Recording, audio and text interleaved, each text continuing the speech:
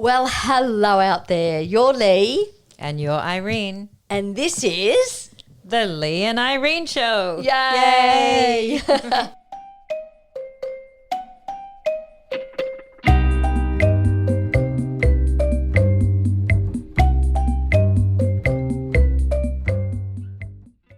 Welcome, welcome, welcome. We are so glad that you're here because today's episode is one that I've been wanting for months and months to make. But first, Irene, my co-host, my confidant, the keeper of all of my secrets. How was your week? My week was, to be honest, a lot.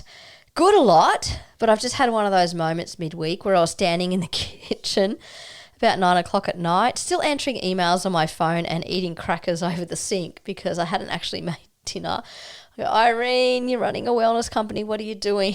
Oh, the cobbler's children have no shoes. The plumber with the broken toilet, I call it. Yes, the wellness founder has no dinner. And I'm telling you this because it's actually very relevant to today's episode, which I didn't realise until I was prepping for it, but we'll get there. How was your week? My week was really lovely, actually. Very wintry because of the weather. Obviously, we've gone into winter here in Sydney. I made a big pot of soup. It lasted 3 days, which is kind of my version of meal prepping. And I did something that I haven't done in ages. I actually rang a friend just to talk. No reason, no agenda. We were on the phone for an hour. Who has an hour, Lee?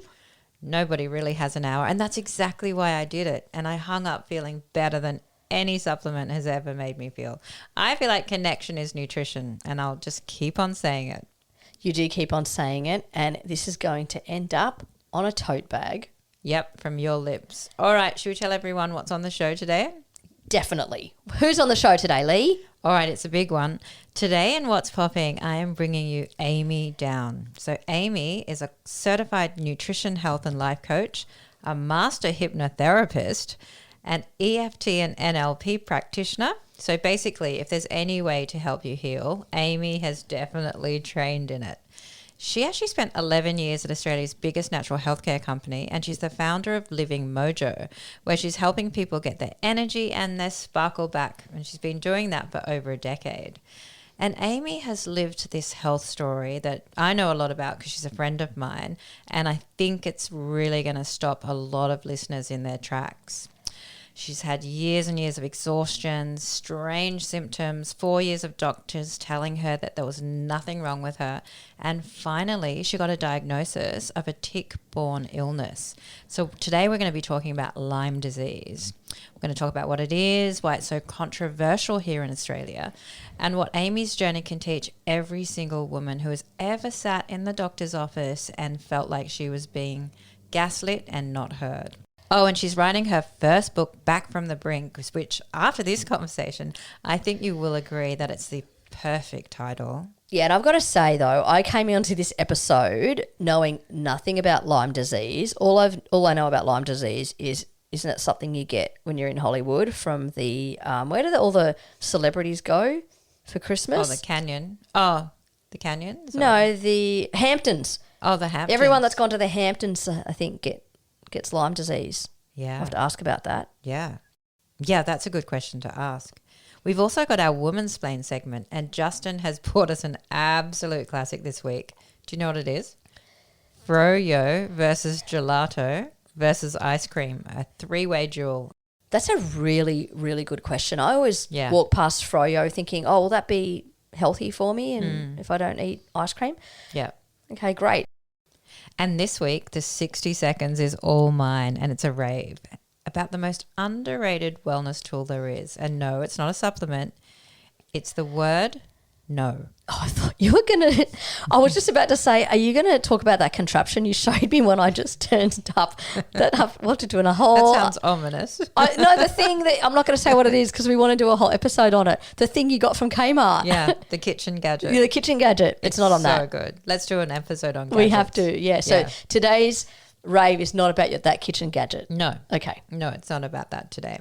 So Amy, I'm so excited and happy that she's here with us in the cabin because she is one of my loveliest friends And I really don't say that lightly. We've known each other for years. We've laughed together. We've lamented together. And I have actually watched her go through one of the toughest health journeys I've ever seen up close. And she's come out the other side and she's absolutely glowing. Amy Down, welcome to the cabin. I'm so happy to be here. Thank you both for having me. You know, glowing's very generously, but I will take it because I think I've come a long way since the old haggard illness look. Yeah, you certainly have, young lady. Now, before we get into the big stuff, and there is some big stuff today, I'd love you to tell our listeners how we actually met.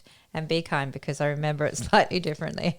Of course I'll be kind. It's you. And the truth is I found you before you found me. You were this qualified clinical nutritionist. You were writing about gut health and just conveyed so much passion and knowledge. And so we took you on board as a writer for Blackmores. And as life would have it, I started to feel unwell, and you'd already gone through some things with mast cell activation. Yeah. If you remember, you were coaching at the time. Yeah. And I came and did some sessions with you. And you really helped me feel seen and heard. You helped me understand gut health. And, you know, we've come a long way. It's been about 10 years now for us. I know. Yeah, it's been such a journey. Oh, Lee, you just help everybody feel better, don't you? I just love that. So, Amy, give me the potted history, because your CV is just not a normal CV. You're a fitness instructor working in marketing in Sydney. You then went to London, propelled your career in PR and comms there while meeting the Dalai Lama. Then 11 years working in natural health. How does that all happen with one person? Honestly, when you line it up like that, it does sound very varied. And, you know, when I was in Sydney, I had this real passion for travelling and seeing the world. And my best friend and I were like, let's go travelling. Let's save as much money as we can. So I was working in fitness and marketing. We saved our money. We travelled with 7 other girls from school. Did you? As you do, which was a wonderful experience. Yeah. And I always had a zest for travel and for life and doing things differently. And then when I got to London, because of my dad, I had a British passport. So I ended up staying there. I propelled my career forward in PR, marketing and events, really found a passion for that. But at the same time, I always had this like yearning and desire for knowing about spirituality, you know, what makes you you, and looking at natural health to really keep yourself well and healthy. So when I ended up in India, I stayed for a few months and I studied yoga, and I really deepened my love for that. I did meet the Dalai Lama, Irene, and I wore a bindi on my head in London for a little while too, which I've got to share some photos of that because it was an interesting look. Oh, but I love that. Yeah, it worked for me. Do you Anything remember when goes in bindis London. were really in? No. You never wore one? No, are they wore one like for I don't even, ages. are they like the gems Yeah, that the you would little put in the gems you- center of your Yeah. forehead? In your Oh, third eye. Yeah, I actually love that. Is that connected to the it's Indian? It's Indian, isn't it? Tradition. Yeah, but it is helps that open up the third it eye. does. Oh, I need that. We should if they didn't look so striking, I think they could come back. Maybe we could do like a more, because they're usually quite bright colours or red, aren't they? Yeah. They're very bright, but you could maybe Sparkly. do something in tonal colours. That's what I was thinking. Maybe sage Could sell green. them on Clean Nectarine. Bindis. Yeah, so let's just say that phase didn't last forever, but it did instill in me a love for what I do now. And when I got back to Australia, this role at Blackmores opened up. As you said, I was there for nearly 12 years and I was able to study to doing what I do now. Yeah, that's really amazing. And you launched your website, livingmojo.com.au. Tell everyone what it is and why you built it. So I started Mummy Mojo in 2014 with my best friend from Mother's Group, Debs. And, you know, we really related to each other. She had 3 boys, including 2 twins. So very busy lifestyle. I had the pigeon pair, my daughter Ava and my son Harrison, and he had some health problems. So I was dealing with a lot of that. And there are a lot of mums out there trying to be everything to everyone. So we really wanted to help them. And I had a real passion for detoxing. So we'd run these detox programs. We'd help women with a bit of R&R. We'd help them release a bit of stress and also feel better in their bodies again. Now, I want to go and talk more in depth about when the wheels came off. So I'm going to paint a picture here that I'd love the listeners to hold. You're working full-time in wellness. You're surrounded by health advice all day long. You've got 2 kids under 5. You're studying on the side. You're running the household. You're also running these community groups. And you've said you genuinely thought you were superwoman. When did your body start telling you otherwise? Yes, I did think I was superwoman, and I feel like I wore that superwoman cape with a lot of pride. You know, as you mentioned, I had the 2 young kids, this full-time corporate career. I was involved in community groups, socialising, travelling. You know, I just had, that image of all the plates spinning and trying to keep it looking so polished. But, inside I was really struggling. And, the superwoman complex, which is what I like to call it, it's like a silent thief. And from me, it stole my vitality, my joy, my clarity, and then eventually my health. And, my body was whispering, but then towards the end, I started getting some real symptoms. And that was when around the time we met. And, I sort of realised that pushing through and being so wedded to this identity of being busy was going to sort of come and bite me, and not just the tics. Can I just say, I think half our audience just felt personally seen then, because that list, tired, foggy, gut playing up, running on empty, trying to spin plates, is basically every woman over 40. I know it's me because I talk about it like literally on every episode. It's actually exactly how I feel.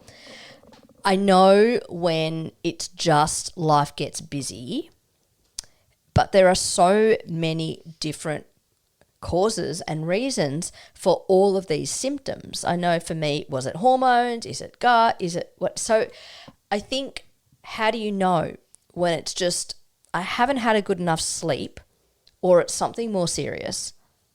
That's a great question, Irene, because so often women who are busy don't realise that they've actually become exhausted or that they have these odd symptoms. It's sort of like in this modern day, we've normalised it. We've normalised pushing through and, keeping as busy as you can. And I suppose the difference just plainly would be that a busy woman will have a good night's sleep and then she'll wake up feeling rested, or she'll get a little break and be able to reset things. But when there's lots of red flags like ongoing digestive issues, recurrent colds, energy crashes, perhaps you have a good night's sleep but you still don't feel rested, this is when you're running on adrenaline and cortisol. And when you're running on adrenaline and cortisol, your nervous system is in fight or flight. And when your nervous system is in fight or flight, it's very hard to bounce back. And I, for so long, rationalised a lot of these symptoms. I'd have these digestive issues, as Lee has helped me through. I'd have issues with my energy, but I just rationalised them away because I didn't feel that I could actually stop. And, that superwoman complex really did have me in its grip. Yeah. And also, this is the part that actually wants me to throw something. You spent 4 years going from doctor to doctor, test after test. What were they telling you? Yeah, it was pretty maddening. I'd been bitten by 40 grass ticks. I was sick straight away. It took 2 years to really fall over, but there was a lot of escalating symptoms. And I just spent so many years in that medical maze. It was just relentless specialist appointments, bloods, MRIs, colonoscopies, screenings. The list is endless. And for the most part, it would come back and say everything's fine. And so, while all this was happening, I was generally falling apart. And I even had doctors that would say, look, you've got 2 young kids, you lead a very busy lifestyle, maybe it's just stress. And for someone who is really unwell, I feel a bit emotional speaking about this, someone who's really unwell, that's like a punch in the stomach. It is. It's like you're not being believed, isn't it? Yeah. And I think, the issue with these chronic illnesses is that you typically get a 10 to 15 minute session with your doctor. And it's not really long enough to go deep enough to figure out what's really going on. And did you have deeper investigations at that point? Yeah, we were doing a lot of testing at that point, And, I got different diagnoses because the symptoms were showing up, as a typical chronic fatigue or a fibromyalgia or a mast cell activation. I had a lot of those symptoms. Yeah. So a lot of those symptoms cut across so many different disorders as well. They absolutely do. Yeah, they certainly do. And, I suppose a big part of it for me as well is that I didn't want to admit that I was sick because I was in my mid-30s. I had this full life. And, it was just easier just to sort of keep going and accepting, maybe there isn't anything wrong. Yeah. So it's just really interesting because I have all of those symptoms and I've also had all of those tests. How did it come about that you figured out what it was? Because it was Lyme disease, right? Yes. So how did that come about? Is that a blood test or you just kept going to more doctors? I mean, it took 4 years. Yeah, I think with this kind of illness, you have to be relentless and keep pursuing it in this country. And because it's not officially recognised and doctors risk scrutiny, there's not that many doctors out there that can give you some answers. But I was very fortunate to find a Lyme literate doctor. She got me tested. And in those days, I could get tested at Australian Biologics here in Australia. But I also had to send some tests overseas. So I tested at IGenics, and that sort of helped me get a fuller picture. And at that time, what they discovered was I had a strain of Borrelia. We can talk about that in a sec. But I also had some co-infections. Yeah. And because this doctor was, so thorough, she was able to see that there were other things going on in the body. And this often happens in complex illnesses. So I had a reacted Epstein-Barr, which is from an old glandular fever that I had for a week when I was 12. There was a CMV virus that was dormant but had activated. They found a parasite. So all of these things are quite opportunistic. And so sometimes there's a more complex picture than just the infection itself. And you do get triggered by, for example, for you, 40 tick bites to reactivate those dormant viruses that are just lying dormant in the body. But I'm confused. So you had the tick bites and then when you went to the first... So can I just go back to these tick, because you had this experience with the tick bites. Ultimately, they have resulted in the Lyme disease diagnosis. How long between when you had the tick bites to when you got the diagnosis? Was that 4 years? Yeah, it took around 4 years. So when you went to your first few doctors, did you say, I got bit by a tick? And they said, okay, we're going to do a blood test for a whole bunch of stuff and not Lyme disease at that point? This was the crazy thing. It was at the end of 2010 and I had what I now know was a typical bullseye rash. When I went to the doctors, I actually had flu-like symptoms. Now, I had the typical symptoms that you get with this kind of illness because it takes around 36 hours for an infection to take hold. And I had these tiny grass ticks, so they weren't even visible to the naked eye. It took us a couple of days to really even work out what was going on. We thought they were just sea lice because we'd been in the ocean. So the doctors at the time were just... convincing that it didn't exist here, that yes, I might have been bitten by these ticks, but there were other things going on. Oh, because is there a thing, and I don't know much about Lyme disease, but going back to my Hamptons thing, is it not a thing in Australia? Yes, so, even though it's sort of well known worldwide, here it's not so well known and it's not so well understood. You would think that it would be because it causes so many symptoms. There's about 77 symptoms. I mean, up on the northern beaches here, there's ticks everywhere. Yeah, look, there has been some Senate inquiries. There is some movement happening. In 2016, they recognise there is something going on. There's a group of people with debilitating symptoms. People are getting sick after being bitten by ticks, but it's been a very slow progress. And even the foundations out there, like the Lyme Disease Association of Australia and the Carl McManus Association, they're moving things forward, but not in a way that's providing real care. I think the other thing is there's not enough awareness and information out there just for the basics. So if you get bitten by tick, how do you remove it? How quickly? If you get the symptoms, what should you do? Do you need to take antibiotics? Just the basics to stop something like this. Yeah, because we don't know, do we? Because I know there was a tick on my child. I think I took him to the GP And yeah, he had a tick on him. I remember now because I was freaking out about Lyme disease because I'd known like Justin Bieber and all of those. So that we took him straight to the GP. We didn't touch it because I know from taking a tick off a cat that they inject straight away. So we went to the GP. GP removed it. And I remember asking the GP, and I've got quite a good family doctor, oh my God, is he going to get Lyme disease or something? And I think the GP rested assured. He showed me the tick, he'd pulled it all out. He said there's nothing to worry about, but look out for these symptoms. And I guess those symptoms never came. But that was probably about 6 or 7 years ago now. But I've just never seen any official government how to remove a tick or what to do if you have a tick bite, because the government's quite good in that they do give, for example, you know, if you've had drunk poison or whatever, there's a list of things, or if you get a bite by a spider, there's a list of things that you do, like there's a protocol, but there isn't really, is there, a protocol for a tick bite in Australia? No, there isn't a protocol. And, you know, a lot of the evidence for Lyme in Australia as well is from studies from the 1990s, but there's a lot of emerging cases coming through. There is more studies coming out.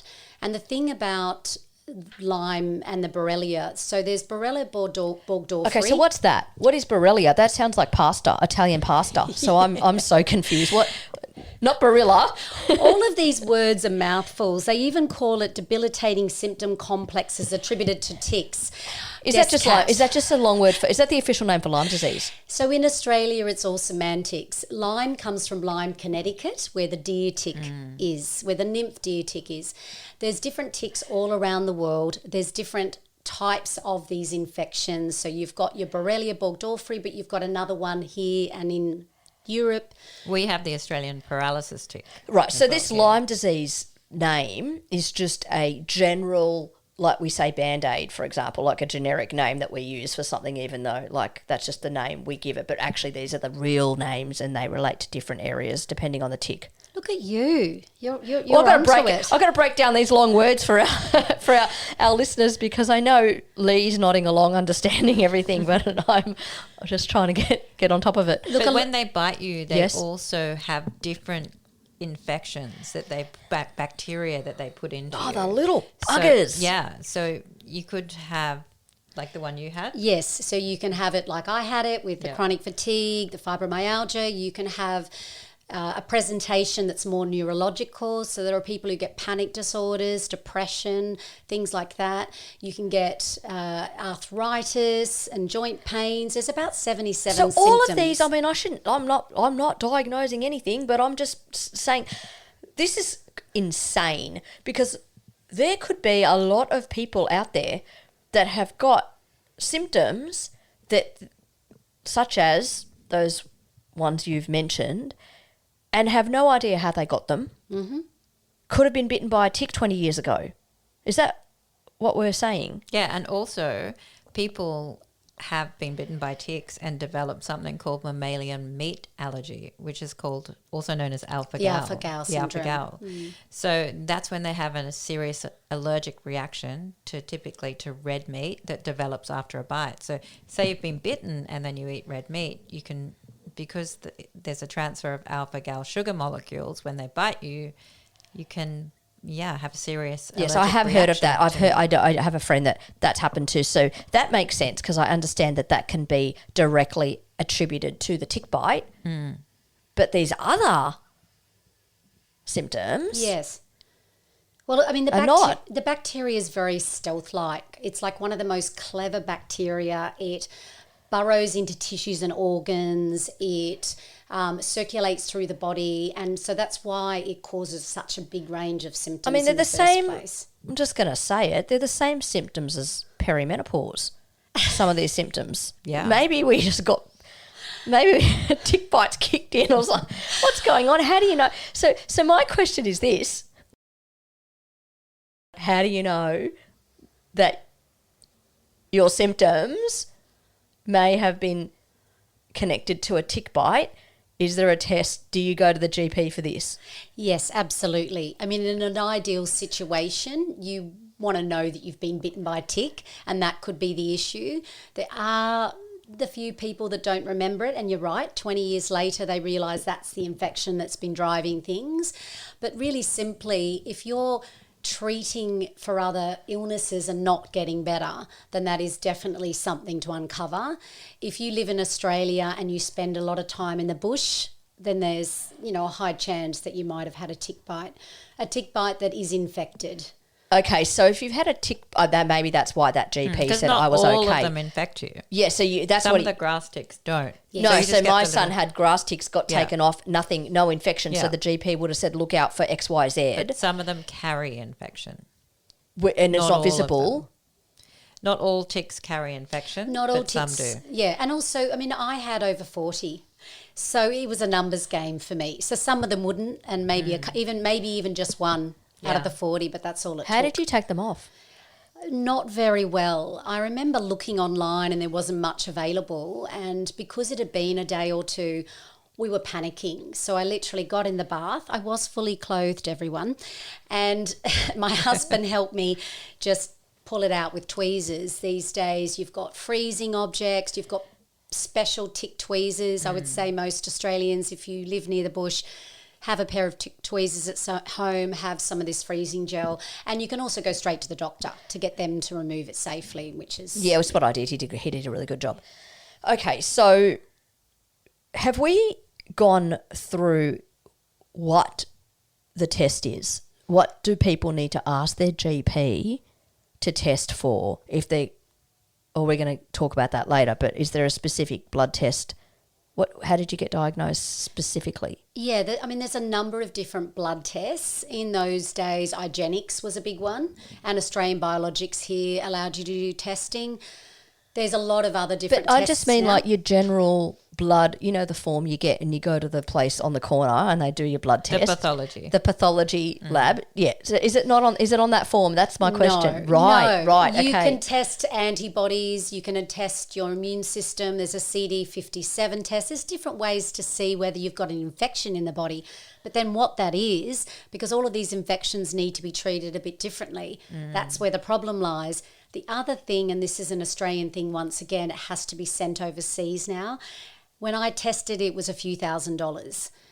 So you can imagine sick people, particularly if they have to give up their jobs, they can't afford to do the testing. That's the problem. So, and that's the issue. So if you can't go to your GP and they can't just print out the usual form, and then you can't go to the Dudley Hanson place, whatever it's called. I've never gone to them. Yeah, I'm scared of those places. You're lucky you haven't been there. No, I don't like getting blood tests done, but those places on the corner and just get your normal bloods done. You can get tested for alpha gal though. You can on the normal test.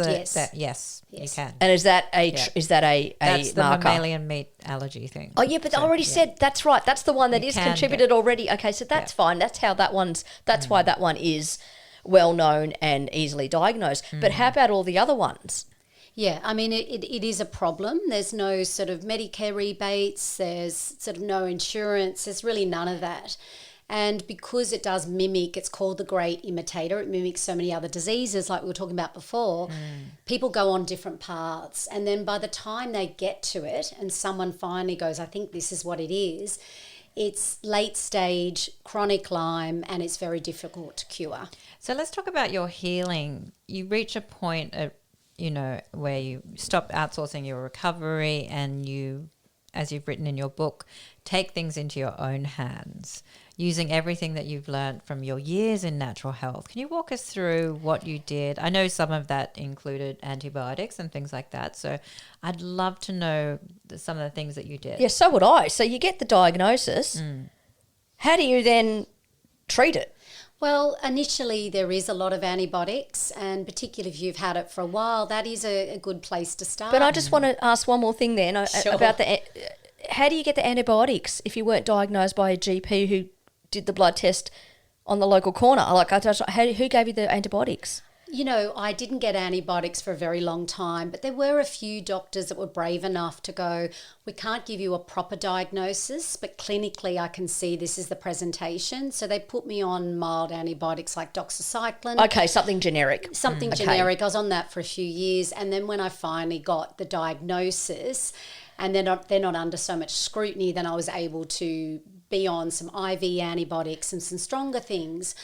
But what I realized was that killing the infection is all well and good, and even if you get it into some form of remission, why did it happen? 20 to 30% of people get chronic Lyme. Why did it happen? What is it with my body? What was the ground that this, was living in? What was the terrain? So it's not just about killing the infection. Do you think you had a sensitive, trigger-happy immune system? I think you know the answer to that question, Lee, but I'll tell our listeners. Yeah, absolutely. I realised that the terrain, so I was in a mouldy house. I found out I had these genetics that made me sensitive to mould. I was stressed at work, although I wouldn't admit it. Remember the plates spinning that was going on? I had a sick child, so I had a lot of worry. So I wasn't sleeping well, when you sleep with one eye open. So absolutely. And from that's where the Mojo framework came from. So outside of just traditional sort of treatment, I think you've got to look at mindset, oxygenation, optimization, and joy. Is that what your website's about? Because I just took a look and it looks amazing. Oh, thank you. It looks so good. And so are they those programs? Yes, because if you think about it, say you're treating it with antibiotics and herbs, or you're even treating it in a natural way with herbs and supplements. If your nervous system is in fight or flight, do you remember I was saying before that, you're always in that sort of anxious state. And a lot of these people are doing test after test, trying to figure out what's going on. So of course they are. Then you've got to get your mindset balanced. You've got to get your nervous system balanced. So that's where I started getting into hypnotherapy and emotional freedom technique. I started oxygenating the body with all the detoxing, which I know you girls love, using all the clean beauty products, Irene. And you got your Aura Ring? Got my Aura Ring on, avoiding EMFs, running my detox programs, walking the talk, finding the joy again, because when you're really sick in bed and and you're bedbound sometimes, just finding joy in the simple things, playing with my dog, hanging out with Lee, things like that. And then the optimization is all the things that you're really across, Lee. It's the good food, it's the healthy gut microbiome, all of those. And the real magic is when you can stack it. Yeah. So one of my favourite things to do is I go for a walk with a dog, I'm by the ocean, I'm present, and I can sort of cover all bases then. I love that. Yeah, it's interesting what you say about, and I think it becomes cyclical as well. I mean, once your nervous system is dysregulated, your immune system is trigger happy, it drives inflammation, and it just keeps you locked in that cycle. So looking at holistically at those three different areas, I think are really important. I want to add a little nutritionist note here, because chronic illness recovery is one of those areas, I think, where foundations matter more than anything too exotic. So as you mentioned, an anti-inflammatory way of eating, blood sugar stability, gut support, decent protein, sleep, stress regulation.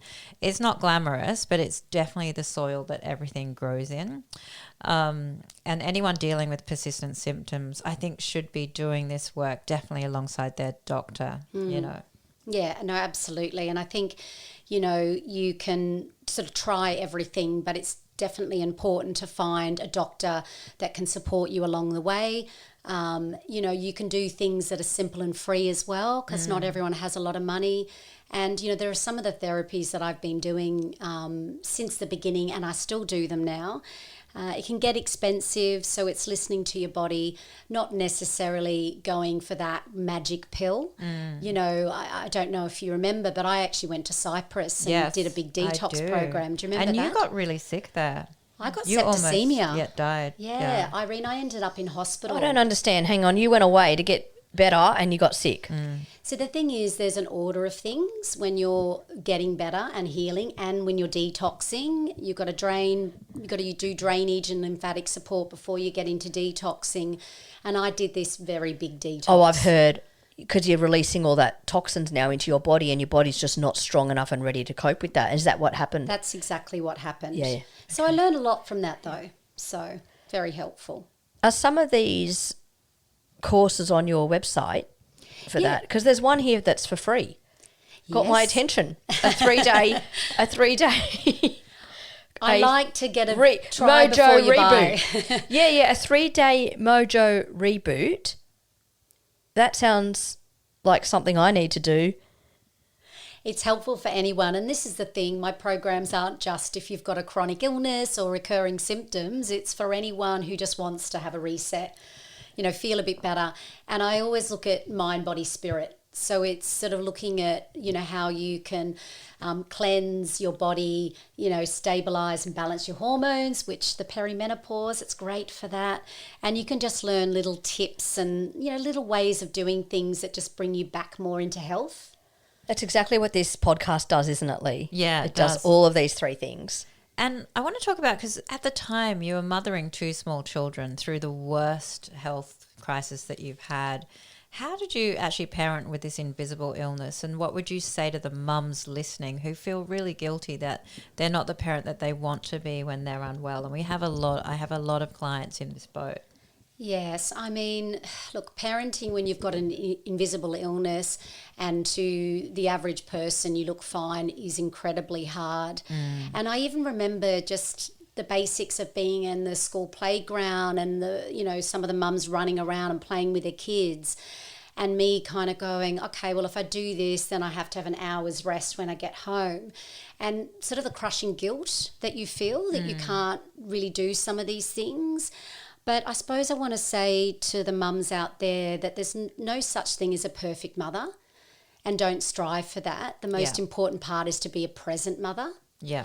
And if you take care of yourself as well, if you show your kids that you actually matter, that you need to be prioritised, you teach them that they matter too.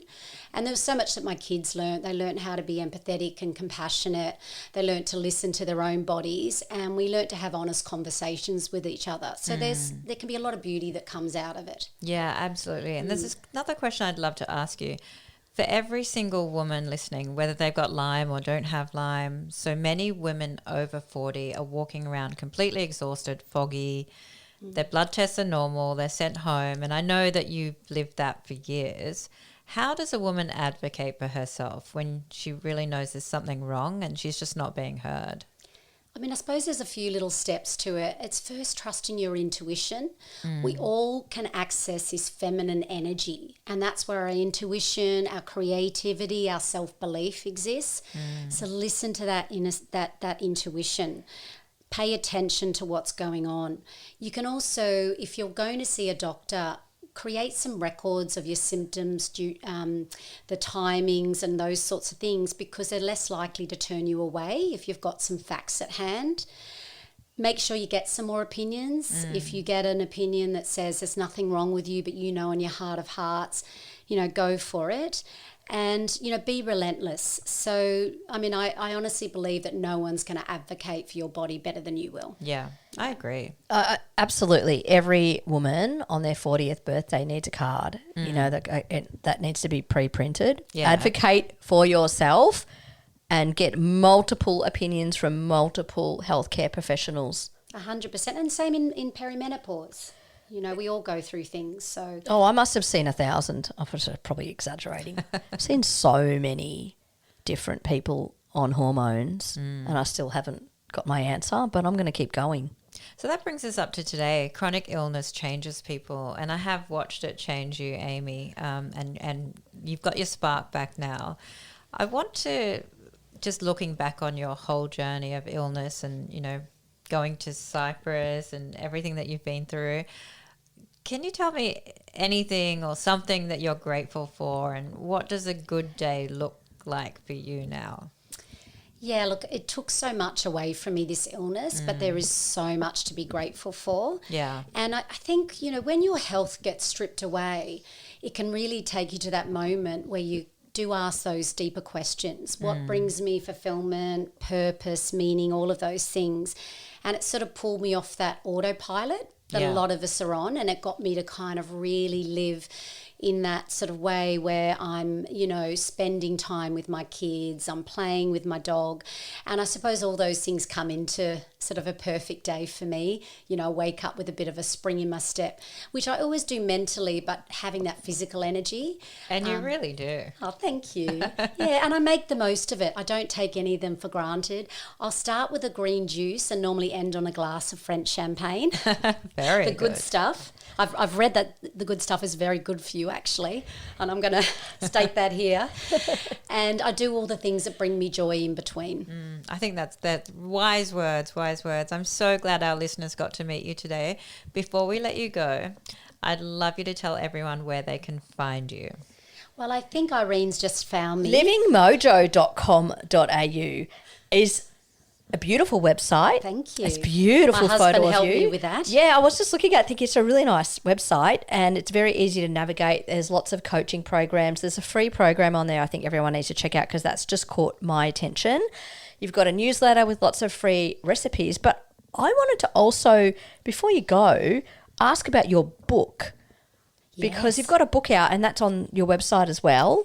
And what is the book about the journey on getting better? Yes, it is. It's a memoir. It's my story on dealing with this kind of illness, finding help. It is trying to help people not make some of the mistakes that I made along the journey. So really, getting them help a bit sooner. I share my Mojo method, my recovery blueprint. And so it's sort of like a self-help book as well. Thanks to Lee, I have some really good gut health information there. So is that book okay for would that help anyone who, it's not just for people who got bit by ticks, it's just for anyone who, like me, is just like tired all the time. Wants to get their mojo back. Yeah, I just want to, oh my God, that's my favourite word, getting your mojo back. Do you know when I started that business in 2014 and then Debbie went up to Queensland and I was like, what do I want to read? And it got renamed to Living Mojo, but I was like, I can't let go of Mojo because that's what it is. Oh, that's I love that. And what's the book called? So the book's called Back from the Brink. Oh, right, yeah, Back from the Brink, and it's how to get your mojo back. Yes, I love that. Unstoppable mojo, which we all need. All the links will be in the show notes. Amy Down, everybody, my friend and living proof that your mojo is never gone for good. It's just waiting for you to come looking. I love that so much. Thank you, Amy. Thank you so much, ladies. Thank you for doing it with so much heart.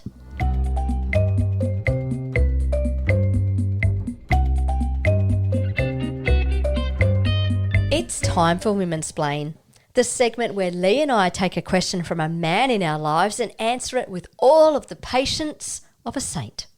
And we have our very own cabin boy, man, child, Justin. Justin, what have you got for us? Thank you, Lee and Irene. Okay, first, full disclosure before we get into it. I love ice cream, and I love gelato, and I love froyo equally, like my children. And by equally, I mean a lot. And so on Friday, I found a new froyo dealer and kicked things off with a $10 serving, which I thought was quite generous. And it was delightful. And like one of them was cinnamon and banana together in a froyo. And that they should find a room because they get on so well. Do you put the toppings, like all the bad toppings as well? Or good toppings? They weren't good toppings. Yeah. Because I like a bit of crunch. Anyway, we won't get into that. This is a guy who puts jelly beans in his smoothie. Yeah. Oh, yeah. So I went back. Right. That was Friday. And then Saturday, that $10 serving went to $14. Sunday, $16.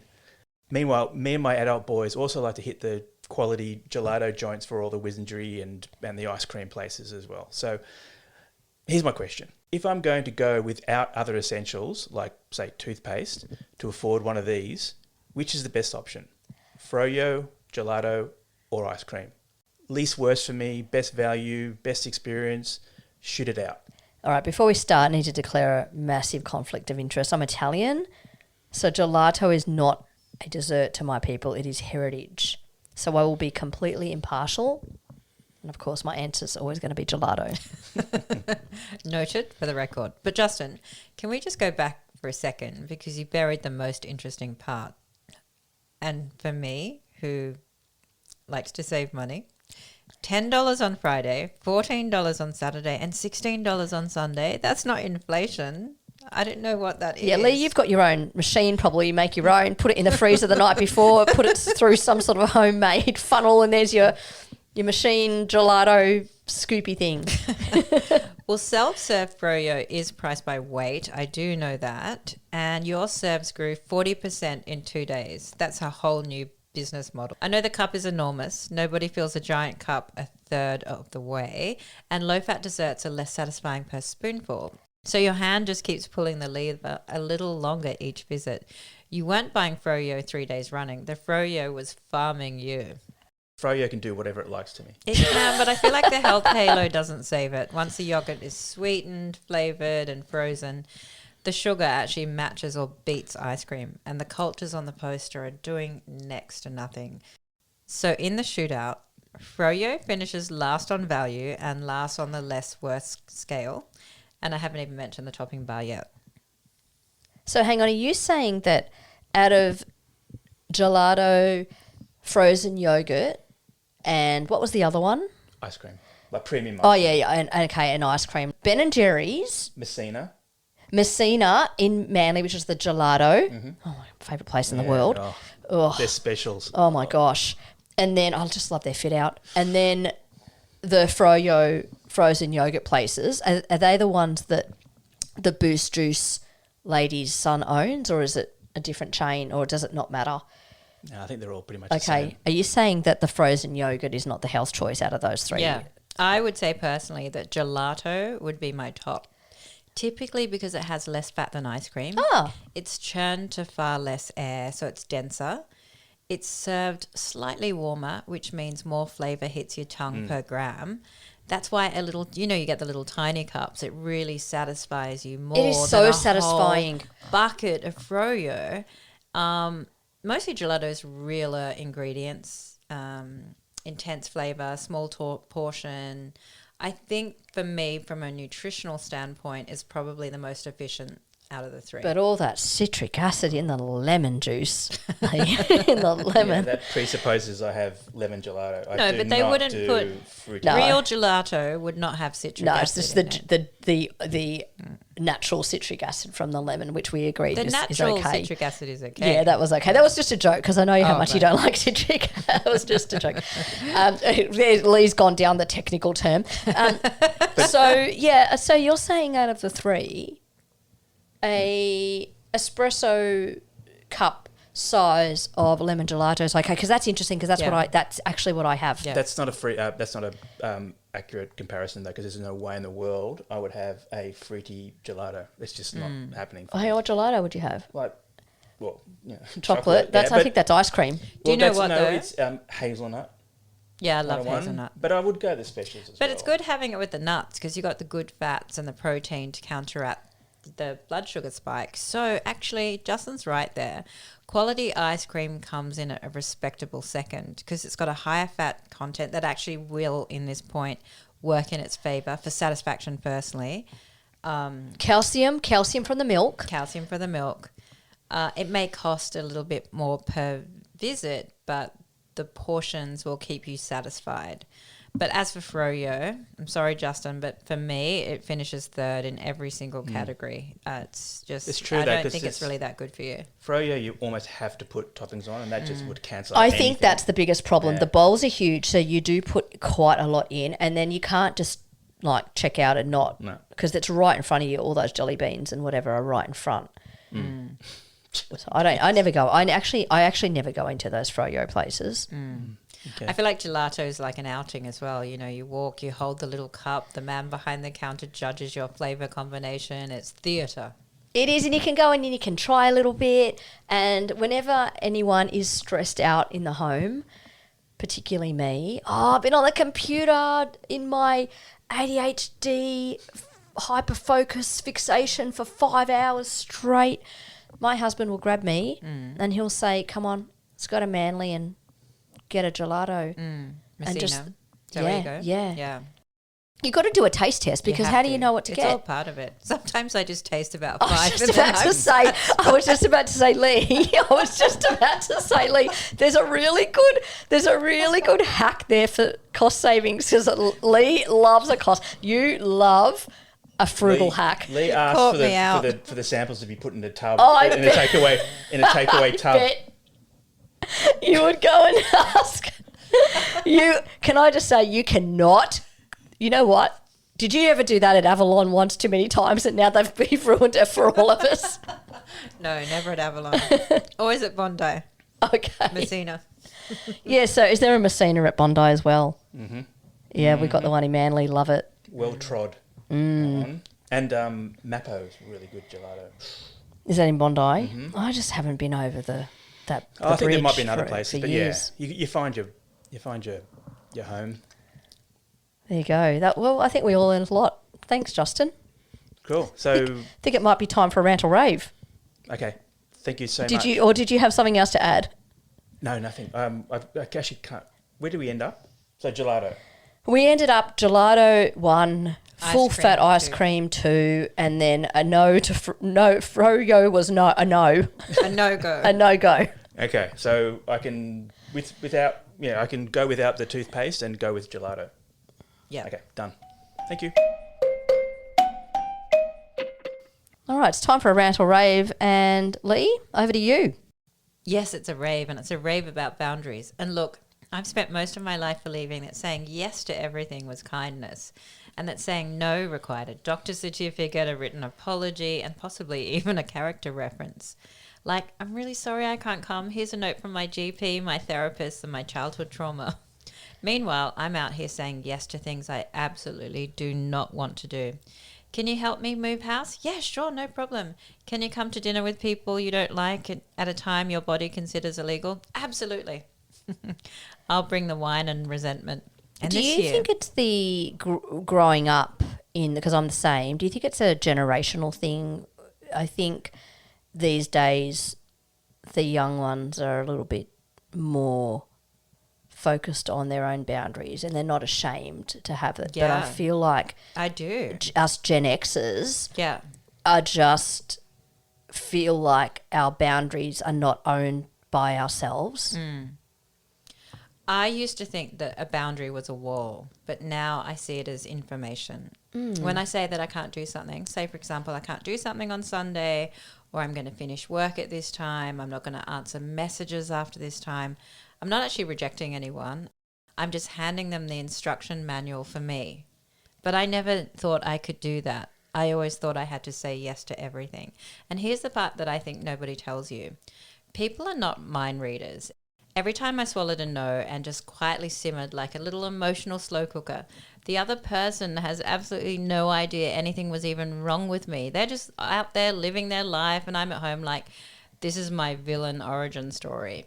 And a boundary is honest. It says, this is what I need to stay well, and I trust you with that information. I see it as self-care, it's respect, it's honesty, and it protects the relationship with people. I just don't want to go into, having weird little resentment and grudges with people. So now I've galvanized my boundaries. And the people who love you, they adjust. The people who actually get cranky about your boundaries are usually the ones who benefited from you not having one. I don't know if you've noticed that. And that is the guilt piece. That's the data there. That is so interesting. Can I ask you then, as a tip, Yeah. how do Gen Xers communicate their boundaries to people, particularly if it's a family member or someone? I mean, I have a boundary issue with my cat, and even that I find hard. I go, and my dog, they got no, personal space. Come on.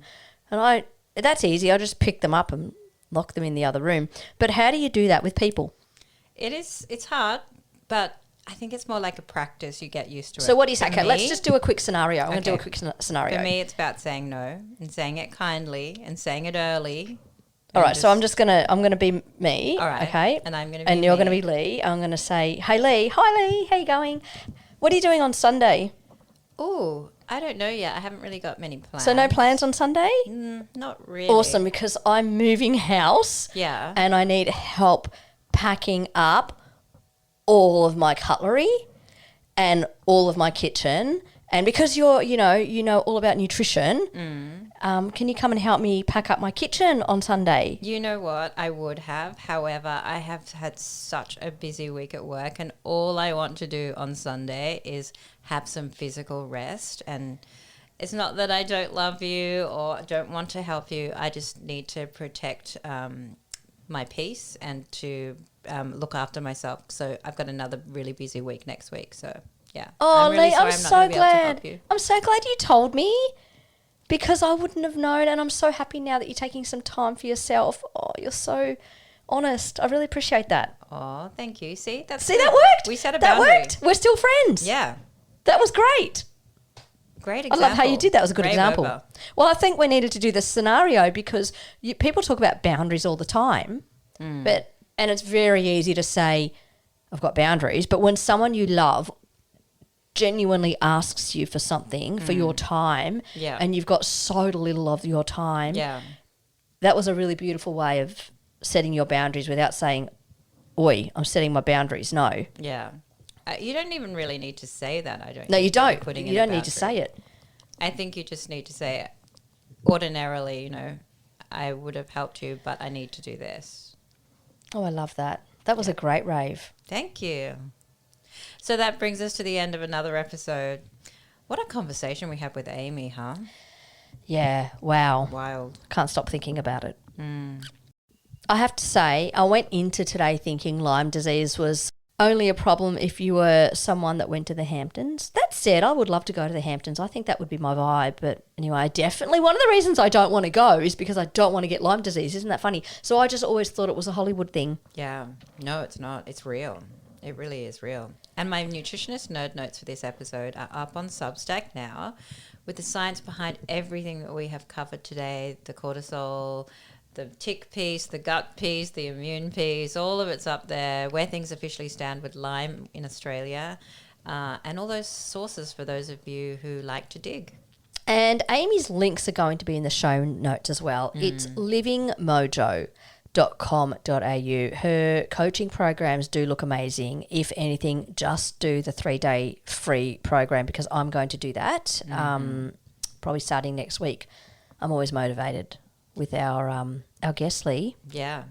And if you love the show, please subscribe and please leave us a rating and a review on Apple Podcasts or Spotify. It only takes 30 seconds and it genuinely helps new listeners find us. And we also read every single one of them. And Justin put the toothpaste back in the trolley and gelato won fair and square. That's right. And all of my extended Italian family and on behalf of all of the Italian Australians out there, thank you for your business. And until next week, look after yourself, listen to your bodies, and let's go find our mojo. Bye. Mwah. The Lee and Irene Show is a production of Clean Nectarine Proprietary Limited and Supercharged Food Proprietary Limited. It is hosted by Lee Holmes and Irene Falcone with editing and technical support by Justin Smidmore. It is for informational and educational purposes only and does not constitute medical, health, legal or financial advice. The views expressed are personal opinions of the hosts and guests and do not represent the views of Clean Nectarine or Supercharged Food. This podcast does not establish a doctor-patient or other professional relationship. Always consult a qualified healthcare professional before making any changes to your health or treatment.